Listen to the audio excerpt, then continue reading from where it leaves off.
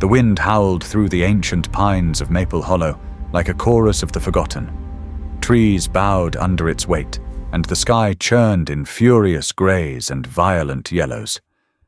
Inside the sagging cabin at the edge of Blackstone Forest, Eli Brennan sat motionless in front of the fire, its crackling flames the only sound that didn't scream. He hadn't moved in hours. His chair, carved by hand from a split cedar log, groaned faintly under his frame. The fire cast flickering shadows across the walls, illuminating military precision. The perfectly stacked firewood, the coffee mug centered on the table, the line of small wooden animals resting above the mantel. Outside, the storm battered the woods like it meant to rip the land open. But it wasn't the storm that made Eli stand. It was the sound. A howl high and sharp.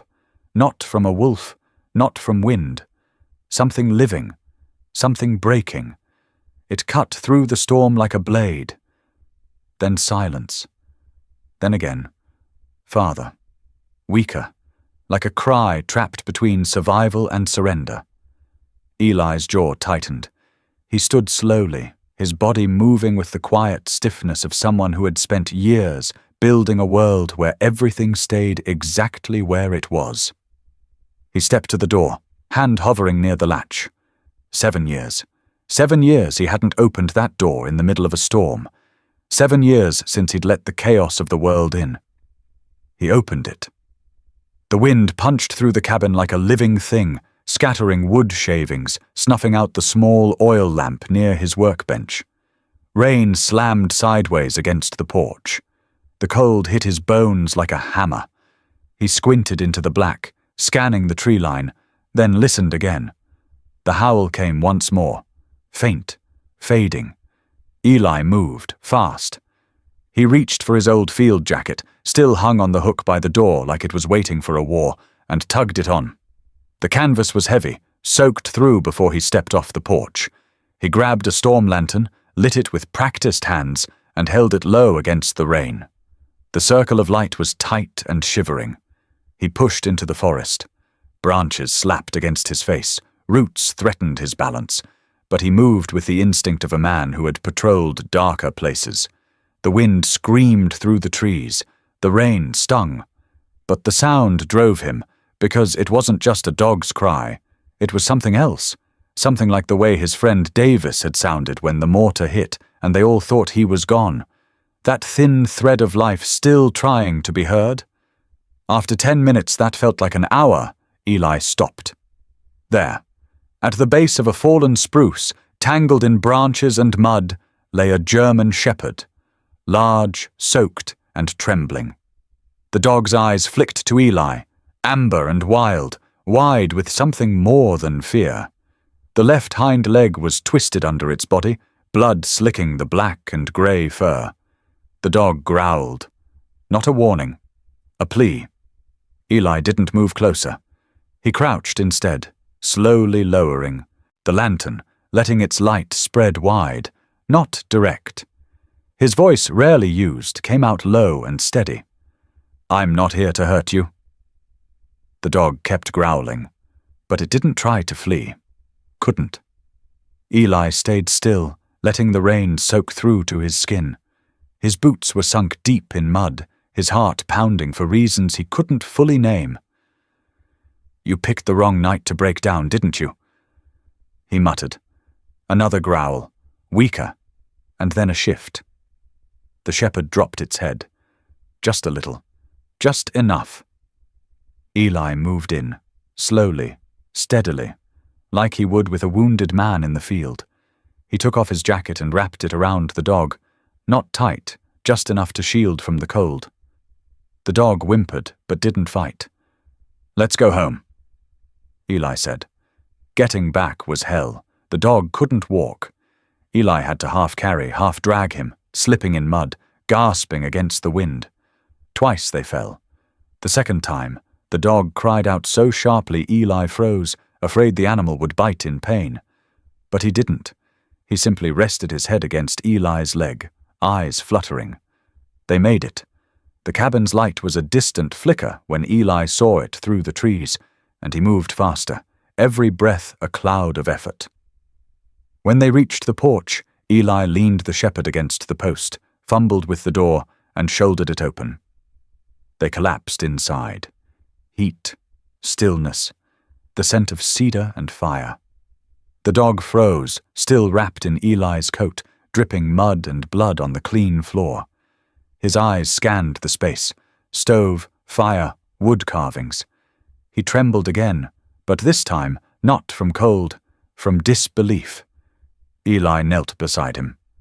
"You're safe now." The dog looked at him. No growl, just looked. Eli saw it then, not just an animal in pain, but a soul not so different from his own. Wounded, pushed too far, surviving. He didn't know then that the howl in the storm wasn't just the beginning of the dog's rescue, it was the beginning of his own. Long before the town of Maple Hollow called him the Shadow Man, Eli Brennan was Staff Sergeant Elijah J. Brennan, 68th Forward Surgical Team, Kandahar Province. He was the kind of medic soldiers prayed to have near them in a firefight. Calm, fast, deadly precise under fire. There was a time when Eli could stitch a torn artery under enemy pressure with one hand and return fire with the other. His file was thick with commendations, but he never spoke of them. He came home 8 years ago, but not all of him did. When the army sent him back, Maple Hollow was still the kind of town where people left doors unlocked and smiled at the grocery store. He returned to his late father's cabin deep in the forest, a place that hadn't seen life in decades. Most thought he'd stay for a few weeks, maybe a month. No one expected him to vanish into the trees and not come out again. At first, people tried to check in. A few friendly locals made the hike up the muddy trail with baskets of food or casseroles. Eli never answered. Once, someone swore they saw movement through the cracks in the wood, but the door remained closed. Eventually, the baskets stopped coming. So did the attempts. Then the stories began. Kids dared each other to ride their bikes out to the trailhead and toss rocks in his direction. Some said they'd seen him sharpening knives on the porch in the middle of the night. Others whispered he had bodies buried beneath the floorboards, a vet gone feral, a man who snapped overseas and never came back right. They gave him a name, Shadow Man. He earned it. His cabin, though decaying on the outside, was precise within. The structure sat like a splinter in the forest, forgotten by time. Eli restored it himself, beam by beam, board by board. Not for comfort, he didn't believe in that anymore, but for control. Inside, everything had a purpose. No clutter, no chaos, just order. His kitchen shelves were lined with glass jars of beans, rice, and dried herbs, labeled in block handwriting. The knives above his cutting block were always sharpened to a surgical edge. His tools hung from a custom pegboard he'd measured down to the millimeter. The walls were silent, but they held him together. Outside was a different matter. Outside was triggers, the sound of footsteps behind him, the echo of fireworks on the 4th of July, the way strangers looked at him too long, the way they didn't look at all. Eli hadn't stepped into town in almost 6 months when the storm hit. That last time, he'd gone in for kerosene and coffee. By the time he left Henderson's general store, 3 people had crossed the street to avoid him. One woman clutched her child's shoulder as if Eli were a dog off-leash. No one had spoken. No one ever did. It didn't matter. He didn't go for them. He went for supplies, survival. Then the storm came, and with it, the howl. When he'd dragged the injured shepherd into his home, something shifted. Not all at once, not clearly, but something small and sharp wedged itself beneath the armor he'd built. The dog, Harvey, he would later call him, lay in the corner now, barely breathing. Eli had wrapped him in an old flannel blanket and set him beside the fire. The dog had let him. It was the first living thing that had crossed Eli's threshold in years. As Eli sat across from Harvey, watching the slow rise and fall of the dog's chest, memories crept in like mist. He saw the kid from his last deployment, Private Jansen, bleeding out in the dust, his hand grabbing for Eli's wrist as if that contact alone could keep him alive. Eli had done everything right. Still, the kid didn't make it. There had been so many Jansens, so many grabs, so many last words. Harvey shifted, let out a soft, aching groan. Eli blinked, came back to the fire. The dog was battered. Mud still clung to his coat. His leg, clearly broken, had stopped bleeding but throbbed with raw inflammation. Eli had only done a quick field. Wrap in the moment. He'd need to clean the wound properly, maybe suture. But he hesitated. He hadn't touched a wound like that since, well, not since he stopped being Staff Sergeant Brennan. The kit was still there, packed in an olive canvas bag beneath the bench. Gauze, antiseptic, suture thread, the kind of tools that once lived in his hands. Now they trembled just thinking about them. Eli stood, walked to the door, placed his hand on the latch. The storm was still raging outside, but quieter now, as if it, too, was waiting. He didn't open it. He turned back to the dog, and for the first time in 7 years, he spoke out loud to another living soul. "You're not going to die here. Not on my floor." The words startled him. They felt foreign in his throat. Harvey didn't respond, but he didn't growl either. It was enough. Eli knelt beside him and reached for the canvas bag. The zipper sang open like an old song. He was no longer just hiding. He was treating again. The rain wasn't falling. It was being hurled sideways by the wind, crashing through the Blackstone forest like a wall of liquid shrapnel. Trees bent and snapped under the weight of it, roots loosening in the saturated earth. The air reeked of ozone and wet pine. Eli Brennan moved through it like a ghost in his own war zone. Lantern low, soaked through, his boots sank into mud that threatened to suck him down with every step. His jaw was clenched against the cold, but his eyes were locked ahead, scanning, hunting. That sound again. Not wind, not some eerie twist of broken branches, a howl, thin, long, wounded. He kept going. This wasn't just an animal cry. There was something in it that hooked deep, like the sound of someone left behind. He broke through a thicket of soaked underbrush and spotted a shape under a massive downed spruce. Its trunk, thick as a truck, had splintered and torn up a wide patch of forest floor.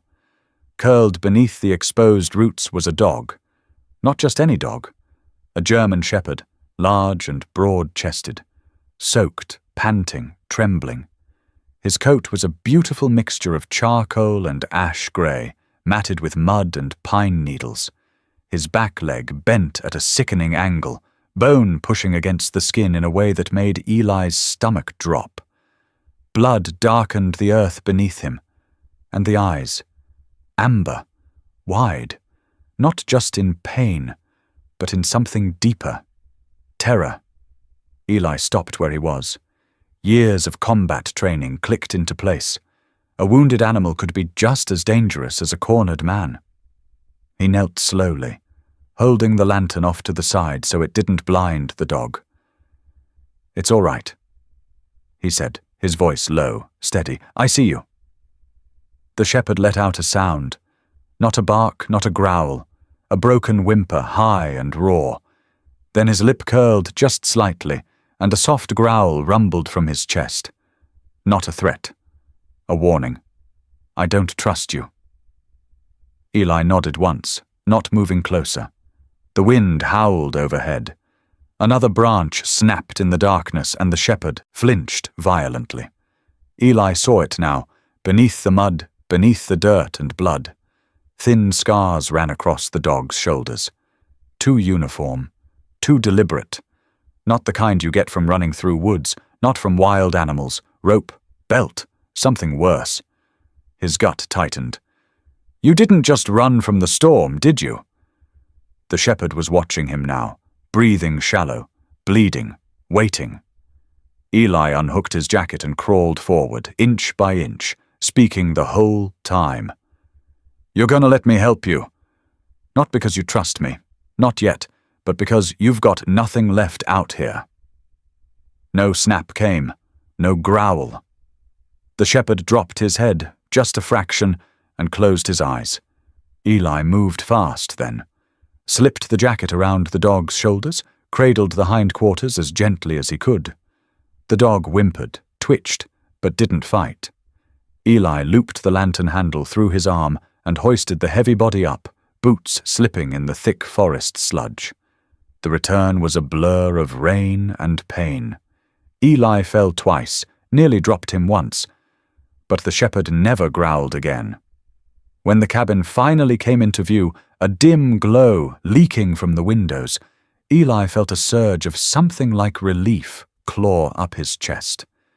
He kicked the door open, stepped inside, and laid the dog down on a folded wool blanket near the fire. The shepherd's eyes flickered open, scanned the room, like he couldn't believe what he was seeing. Warmth, light, shelter. Eli knelt beside him, soaked through and shivering, water pooling at his knees.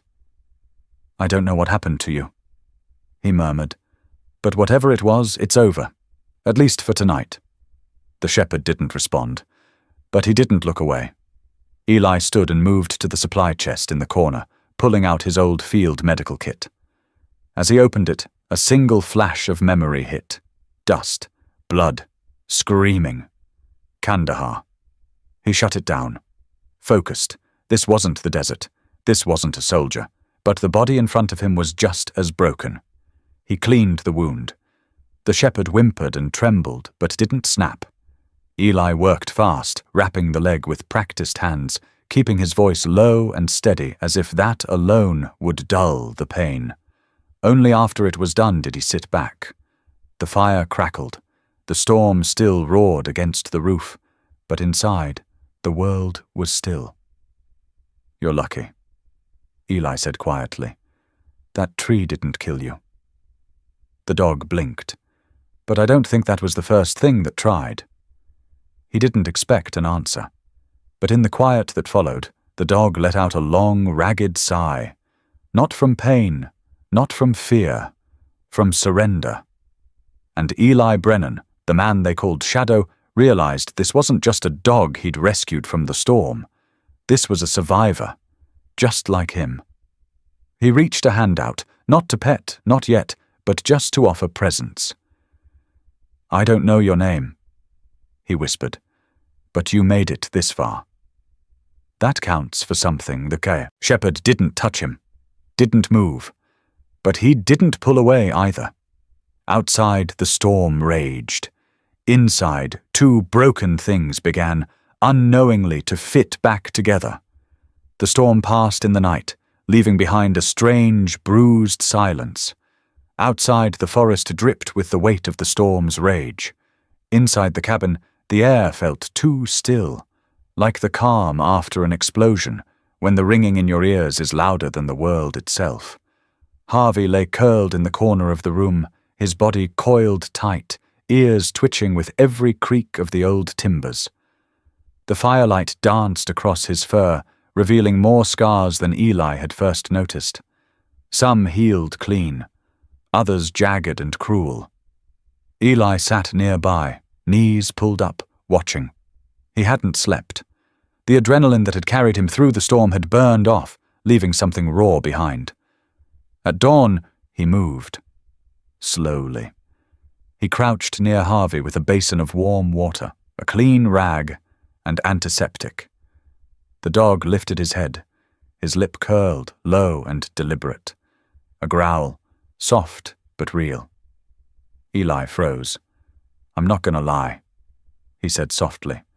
"I've worked on men who looked at me the same way, right before they passed out from blood loss." Harvey didn't blink. Eli exhaled, dropped his gaze, then eased into a crouch. "You want to bite me?" "That's fair. But I'm still going to clean that leg." He didn't reach forward immediately. Instead, he set the basin beside him and dipped the rag, letting Harvey see every movement. Water dripped back into the bowl. A quiet rhythm. Eli's hands were steady, but inside, something unraveled. Because this wasn't just about tending a wound, it was about control, trust. And Eli hadn't trusted anything in a long time, not even his own hands. He reached out. Harvey didn't move, but he didn't growl this time either. The moment the rag touched the gash, Harvey flinched violently. His back leg twitched, and for a second, Eli thought the shepherd would snap.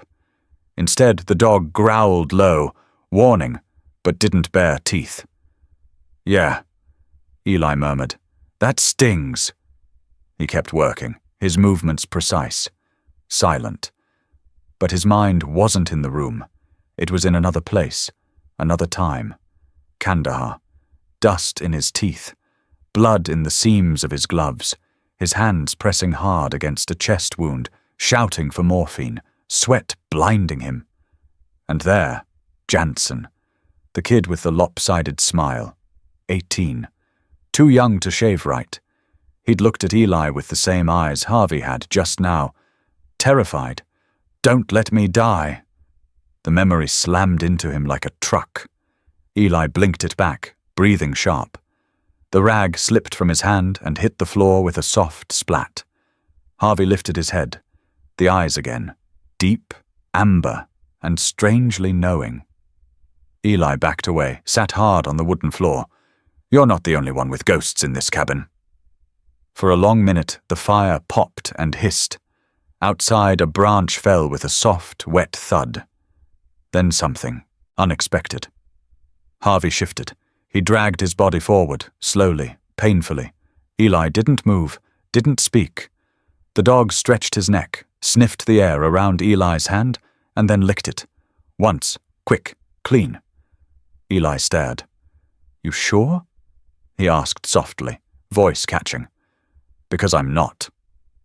The dog rested his head on Eli's boot, and just like that, something cracked. Not loudly, not dramatically. Just a quiet shift, like a pressure valve slowly releasing. Harvey wasn't healed, not even close. Neither was Eli, but in that single gesture, the two survivors reached an agreement. No contracts, no words, just breath and scars shared across the cabin floor. By mid-morning, Eli had boiled chicken from a ration pack and mixed it with water. Harvey drank cautiously, then ate. Eli sat nearby, carving a piece of pine into something shapeless, letting the dog see his hands always moving, never threatening. By evening, the rhythm had settled. Harvey shifted closer to the fire, and Eli draped a second blanket near him. Not over, not touching, just near. A gesture. That night, Eli slept in the chair, not the bed. He didn't dream, or maybe he did. But the memories didn't claw so hard this time. And Harvey? He didn't growl. He slept too. Close enough that Eli could hear the slow, steady sound of a dog breathing beside him in the dark. A sound he hadn't heard since before the desert. A sound that, somehow, made the ghosts a little quieter. By the fourth day, Harvey had stopped growling when Eli approached.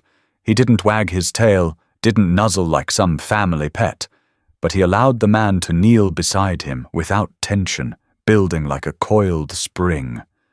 That was progress. Eli worked with steady hands, unwrapping the bandage on Harvey's leg, checking the swelling, cleaning the stitches. The wound was healing.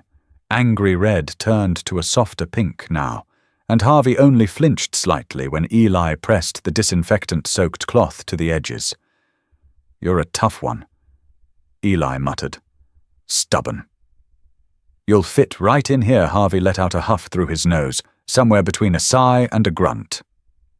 Eli reached for the towel, warm from resting near the stove, and began gently wiping the dog's side. Dirt still clung to the thicker parts of his coat. Sap, pine needles, dried blood. Then he felt it. Something unnatural under his palm. Raised, linear, not the kind of bump left by a scuffle or a fall. Eli parted the fur and leaned closer. His fingers traced a long, knotted line of scar tissue running diagonally across Harvey's ribs. He followed it, jaw tightening. Another one. Parallel. Shorter. Then another. He knew this pattern. Not from books, not from guesswork. From men. From bodies he'd seen in dark rooms in Kabul. From detainees pulled from cages. From kids caught in wrong corners of the world. This wasn't from branches or fences. This wasn't wilderness. This was a whip, a rope, something wielded by human hands. Eli sat back on his heels. The towel dropped to the floor without a sound. Harvey turned his head slowly, meeting Eli's gaze. The moment stretched between them, quiet and full of something unspeakable. "You weren't running from the storm," Eli whispered. "You were running from people." Harvey didn't flinch, didn't blink, but something in his eyes changed, just slightly. A softening, or maybe just a flicker of recognition. Eli couldn't tell. He looked back at the scar, then at his own hands. Scarred too, calloused in all the wrong places. Shrapnel still embedded near the knuckle of his right thumb. He rubbed it now, out of habit. "Damn it," he muttered. "You and me both, huh?" The line landed heavier than expected. Harvey blinked. His tail shifted once across the floor. Just once. Eli stood and walked to the window. The sky outside was clearing. Still grey, but the kind of grey that eventually gives way to blue. He pressed his palm to the cold glass. "I didn't leave the world," he said, half to himself. "It pushed me out, bit by bit. I just stopped fighting." Behind him, Harvey rose, clumsily, still favouring the bandaged leg, and limped to the fire. He didn't lie down in his corner. He settled closer, just a few feet from Eli's worn leather chair. The gesture was small, subtle, but Eli noticed. He returned to the chair, sat, and stared into the flames. Silence settled again. Not heavy, not strained, just present. A log popped in the hearth, the ember glow dancing across Harvey's coat. Eli looked at the dog again. Not just a creature saved from the storm, not a guest, not even a stray. A fellow exile. The scars told the truth. Harvey had known cruelty, the kind that comes with eye contact, the kind that leaves more than bruises. "You weren't abandoned," Eli said, voice hoarse. "You were thrown away." Harvey lowered his head to his paws. So had Eli.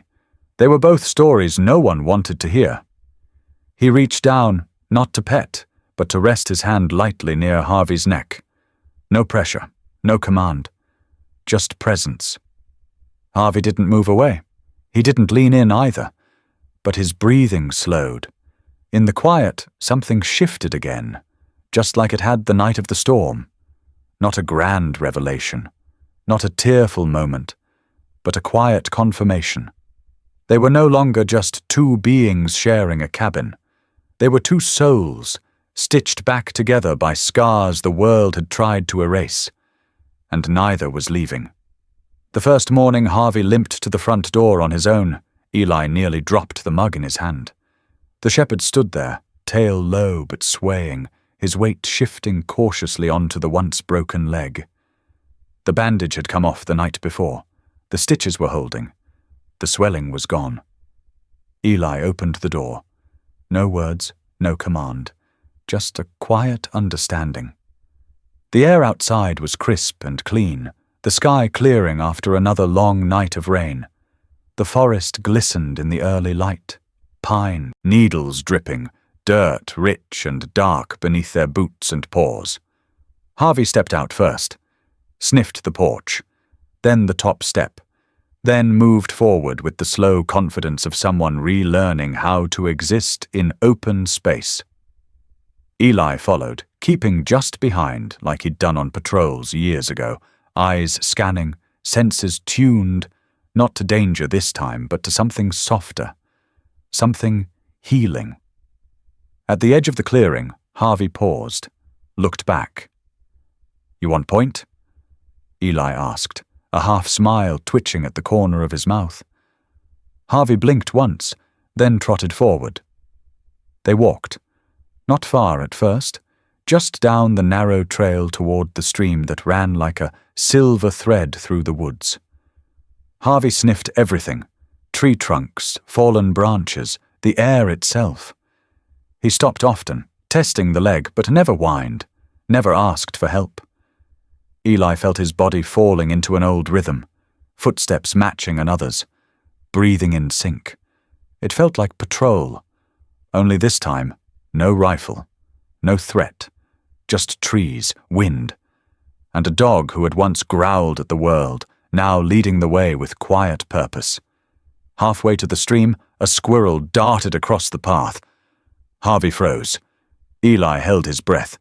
The shepherd's ears perked, his tail shot up, and with a flash of movement he bolted, lopsided, still favoring the leg, but fast enough to make the squirrel scream up the nearest tree in panic. Harvey skidded to a halt at the base, barked once, then circled the tree with all the fury of a dog reclaiming the world. Eli laughed. Loud, from the belly. He startled himself.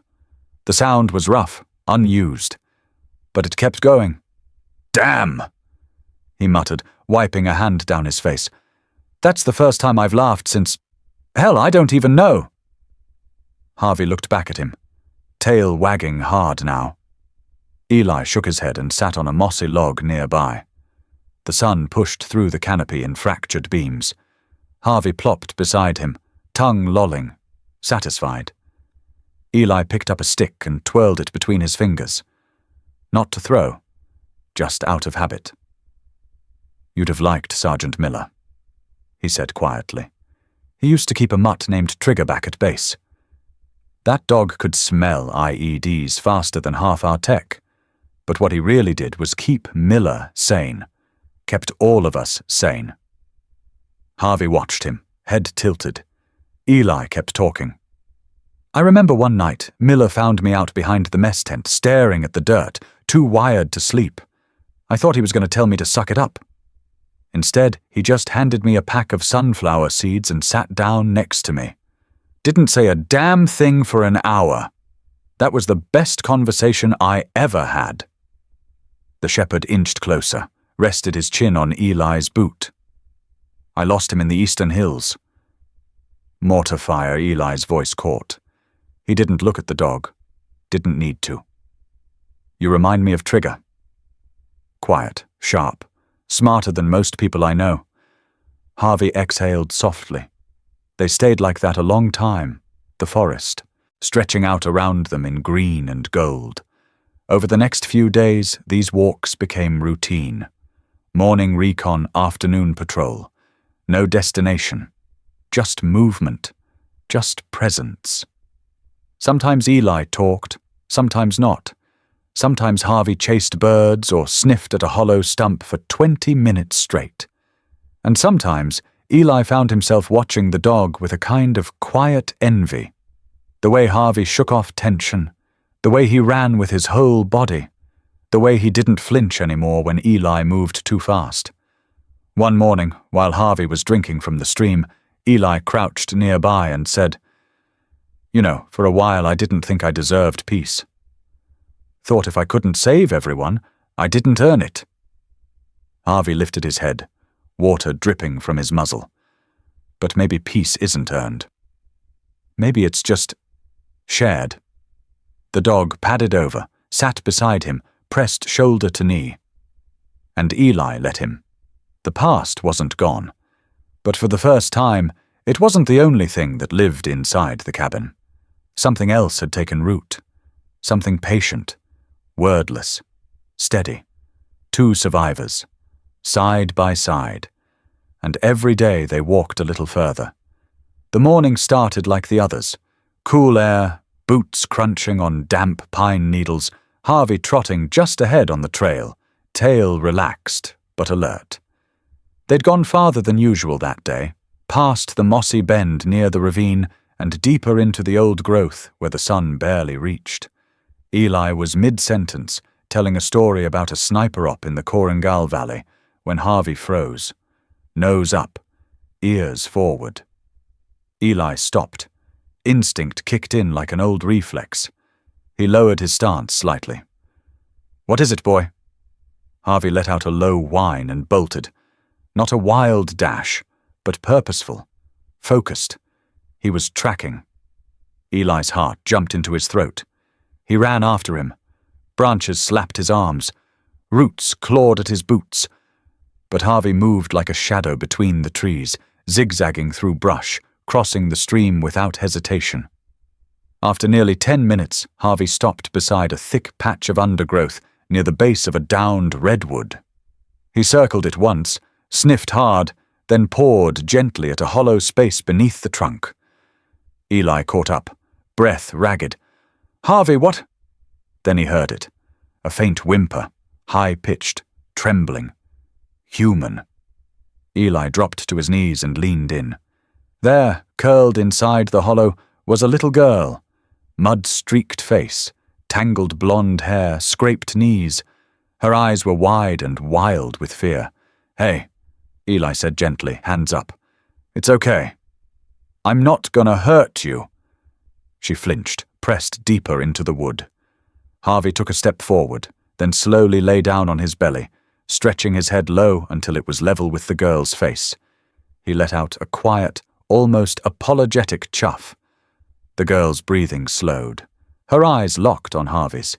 She reached out, touched his nose, then sobbed. Eli moved closer. "My name's Eli. What's yours?"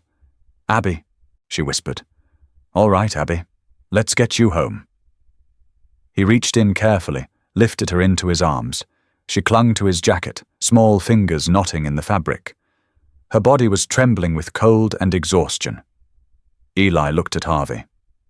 "You did good," he said. "Real good." Harvey stood, eyes on Abby the whole time, walking beside Eli as they retraced their steps. It took almost an hour to reach the road, where Eli flagged down a logging truck. The driver's eyes nearly popped out of his head. Are you the guy from the cabin?" Eli didn't answer, just handed Abby over and climbed into the back of the truck with Harvey. By the time they reached the town square, word had spread like wildfire. The missing girl, Abby Lane, had been gone for 2 days. Search parties had combed the north and east trails, but not the deep western pocket Eli and Harvey had walked that morning. When Eli stepped down from the truck, muddy and silent, with Harvey beside him, people stared. The sheriff approached slowly. "You found her?" Eli nodded. "Your dog?" Eli looked down at Harvey. "Yeah," he said. "He led me there." There was a long pause. Then a woman, Abby's mother, ran forward, tears streaming, clutching her daughter like she might disappear again. People started clapping. Not loud, not celebratory. Just stunned. Grateful. Eli shifted uncomfortably. He wasn't used to eyes on him. Not anymore. Someone handed him a bottle of water. Another offered a jacket. Kids whispered and pointed at Harvey, who sat calmly, head high, chest out like he knew what he'd done. But even in the warmth of the moment, Eli saw it. The hesitation. Some faces still tight with suspicion. A few eyes narrowing. Not everyone was ready to forget the stories they'd told about the hermit in the hills. Still, the sheriff stepped forward, offered a hand. "Thank you." Eli took it. Later that night, back at the cabin, Harvey lay at the hearth, belly full, head resting on Eli's boot. Eli stared into the fire. "That little girl's alive because of you," he said. Harvey didn't move, just blinked slowly. Eli reached down, scratched behind his ear. "I thought I came up here to disappear." Guess the world had other plans outside. The forest was quiet. But for the first time in years, Eli didn't feel like a ghost haunting it. He felt needed. And beside him, Harvey slept like a soldier after a mission. Peaceful. Watching. Always listening. Eli had every intention of vanishing again. He'd done what he never expected to do. Step into town, hold a child in his arms, look a mother in the eye, and then walk away before anyone could ask questions. That was the plan. He and Harvey made it back to the cabin before sunset. The sky burned amber through the trees, shadows long and bending across the mossy floor. Eli tossed a few logs into the fireplace, lit it with practiced ease, and set Harvey's dish beside the hearth. Harvey was unusually still, lying near the door, ears tilted but relaxed. "You were the hero," Eli muttered, sitting heavily in the wooden rocker he carved years ago. "Let him remember that part." But the forest didn't stay quiet. Just after dusk, footsteps crunched over gravel. Not the careless, lumbering gait of a lost hiker or a curious teen. This was steady, deliberate, measured. Harvey rose. One low chuff. Not a bark, not a threat. More of a warning. Eli stood, hand brushing the handle of the hatchet by the door, just in case.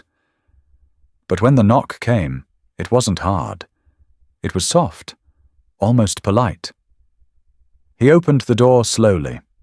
There, in the glow of a camping lantern, stood a woman in a faded brown jacket, jeans tucked into boots, her hair pulled back into a loose ponytail.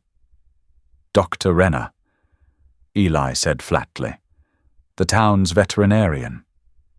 He remembered her from the day she tended to Harvey in the back of the fire station, the one who didn't flinch when she saw Eli's face. "Evening," she said. "I know you didn't ask for company." But we needed to come behind her. More figures appeared through the trees. Quiet, hesitant. The sheriff, Abby's mother, a young couple from the hardware store, 3 kids, one holding a thermos. They weren't loud. They didn't cheer. They just stood there, holding baskets, blankets, firewood, pie. Eli's stomach clenched. "I don't need anything," he said, voice low. "We do, Doctor," Renner replied. "We needed to see you." "Really see you," Eli didn't answer, but Harvey walked past him, tail wagging, and sat at Doctor, Renner's feet like he'd known her forever. The doctor glanced at Eli, her voice softer now. "Let us in just for a minute." Something cracked. Not in the cabin, not in the trees, in him. He stepped aside. They entered slowly, cautiously, expecting shadows and chaos. Instead, they found a space warm with amber light. The fireplace glowed. A kettle hissed on the stove. Wood carvings lined the walls. Owls, wolves, trout mid-leap. A soldier with his hand outstretched to a German shepherd. It was quiet, but not empty. One of the kids whispered, "Did you make all this?" Eli nodded once. A long silence passed. Eyes drifted from the sculptures to the thick wool blankets, to the rows of old books, to the wall of photographs, mostly sepia-toned, a few faded Polaroids. One of them showed a younger Eli in uniform, crouched beside a tan dog with the same steady eyes as Harvey. "Is that him?" Abby's mother asked, pointing. "No," Eli said. "That was Rex. Afghanistan. 2009. Harvey stayed near the fire, head down but alert, watching. The sheriff cleared his throat. "You've been here the whole time." Helping, quietly. "I've been hiding," Eli said plainly. "That's different. You saved a life, Doctor." Renner replied, "I've taken more." His words landed heavy in the air. No one dared speak. Then Abby, now wrapped in a blanket, stepped forward. She didn't say anything. She simply placed her hand on Harvey's head, then looked up at Eli. "I wasn't scared when he found me," she said, "because I knew he was good, and good dogs belong to good people. It wasn't a dramatic declaration, just a child's truth. And it was enough to knock the last wall down." Eli's shoulders dropped. He looked around, not at their faces but at their hands. No one had come empty. No one had come armed. They'd come bearing warmth and pie and firewood. They'd come to see him. For the first time, they truly did. That night, the cabin echoed with voices again. Low ones, gentle ones. Stories were told. Coffee was passed. One man noticed the scars on Eli's forearm but said nothing. A woman reached out to touch a carving and smiled like it had spoken to her. When the townspeople left, one by one, it wasn't awkward. It was quiet, like leaving church, or something older than church. Dr. Renner was the last to go. She paused at the door. You ever think about opening this place up? To what? To people who need it. Eli looked at Harvey. He'll decide. She smiled. Then I hope he says yes. She stepped out into the dark, boots crunching down the path. Eli stood at the doorway a moment longer, breathing in the night. Not hiding from it. Just part of it. Then he turned back to the fire, sat down beside Harvey, and reached for a half-carved block of wood. The cabin no longer felt like a hiding place. It felt like home. The invitation sat on Eli's workbench for days, gathering dust beside the half-carved black bear. Handwritten in blue ink on simple cardstock. Winter Market, Town Square, Saturday. Local artists welcome, bring what you've made, or just bring yourself. Eli stared at it every morning, and every night he turned the card face down. He wasn't ready. Not for crowds, not for questions, not for eyes that might still see a broken soldier instead of a man trying to live. But Harvey had other plans. 3 days before the event, the dog began bringing him wood blocks from the pile out back. One by one, nosing them toward the workbench and sitting beside them like a stone-faced foreman. Eli laughed the first time, thought it was coincidence. But when it happened again the next day, and again the day after, he began carving. 3 foxes, 2 owls, a heron in mid-flight, and a German shepherd, nose to the wind. By the end of the week, the table was full. Still, Eli hesitated. On Saturday morning, he loaded the truck anyway. Harvey hopped into the passenger seat like he'd known all along it would happen. As they drove into town, frost clung to the edges of windows. Smoke curled from chimneys. The square was alive, music drifting from speakers, children dragging parents toward cinnamon stands, and booths lined with handmade candles, scarves, and pies. Eli parked on the edge. For 10 minutes he sat with the engine running.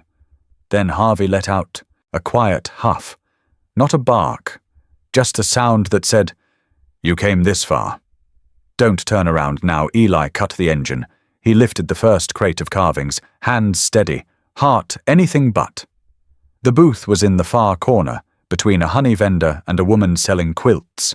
A simple folding table, 2 chairs, and a sign already pinned to the front.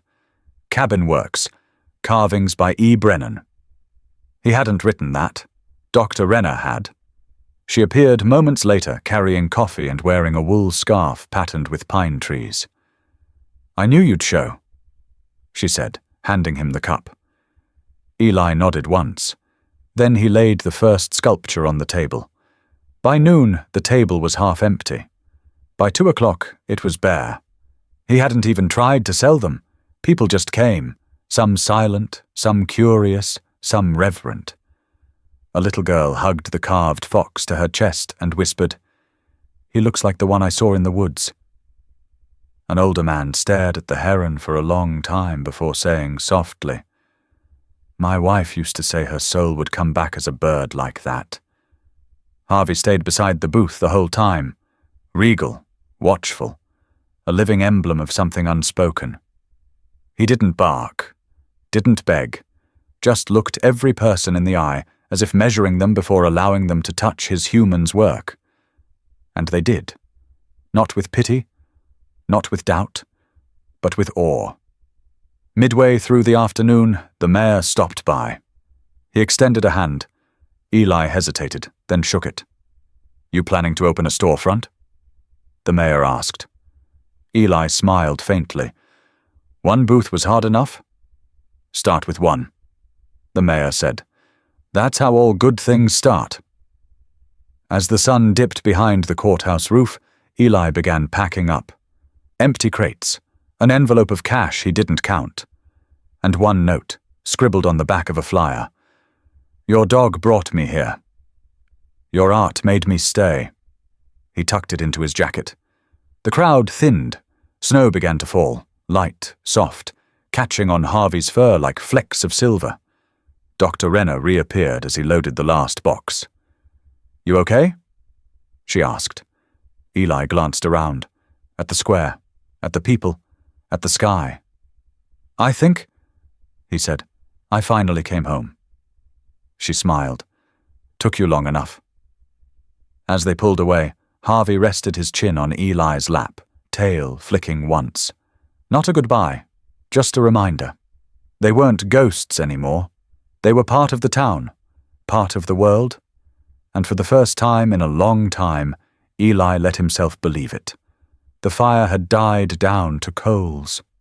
A low glow lit the porch, casting flickering shadows across Eli's boots and Harvey's outstretched form. Above them, the pines swayed in rhythm with the wind, whispering secrets too old for words. Below them, past the trees and the old stone trail, a warm halo shimmered in the distance. The town, still alive, still lit. Eli sat on the top step, elbows on his knees, coffee gone cold in his hands. Harvey lay by his side, his chin resting on one paw, ears alert but relaxed. Neither moved for a long while. "I used to hate that light," Eli said quietly. "Felt like it came from a world I didn't belong to anymore." Harvey stirred, letting out a soft grunt, as if to say, "Not anymore."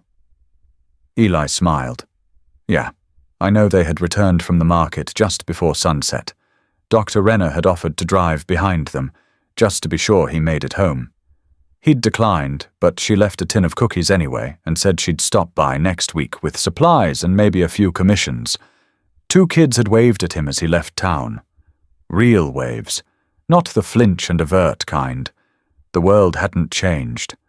But something had, and it began, not with speeches or apologies, but with a dog nosing wood toward a man who thought he had nothing left to give. Eli turned his head slightly. "We didn't rescue each other, huh?" Harvey's tail flicked once. "We just walked each other home." The night deepened. Somewhere nearby, an owl hooted. The stars burned clean above them. Harvey shifted and pressed his weight gently against Eli's leg. Solid, warm, and still there. And in that moment, Eli knew. It wasn't the medals, or the market booth, or even the carved animals that mattered most. It was the quiet endurance, the willingness to sit in the dark beside someone until they could face the light again. Harvey hadn't barked his way into town. He had listened, waited, stayed. And somehow that had been enough. Number. More than enough. It had changed everything. Down in the valley, a porch light flicked on, then another, and another. One by one, homes lit up, small beacons scattered across the dark. They weren't just lights, they were invitations, proof that the world, for all its scars and silence, still made room for return. Eli exhaled. He placed his cold mug beside him and scratched Harvey gently behind the ear. "Guess we're part of it now," he murmured. No turning back. The dog didn't move, but he didn't need to. They'd already come home. And maybe, just maybe, they were never really lost to begin with. Somewhere out there, maybe there's someone waiting in the dark, wondering if the world still sees them, if they still matter, if they can come home again. And maybe, just maybe, all they need is someone to sit beside them and stay. What about you? Has anyone, animal or human, ever stayed for you when no one else did? If this story moved you, share it. Tell someone. Sit with someone. Be someone's Harvey. And if you believe in the bond between people and dogs, in the silent heroes who walk us home, subscribe to German Shepherd Stories, because somewhere out there, another light is waiting to be lit.